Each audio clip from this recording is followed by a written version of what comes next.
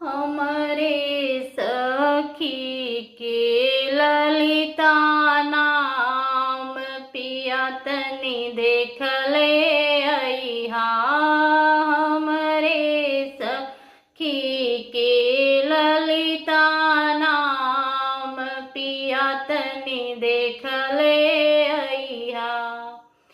जीवना जीवत होई है महलों में घूमत होई है।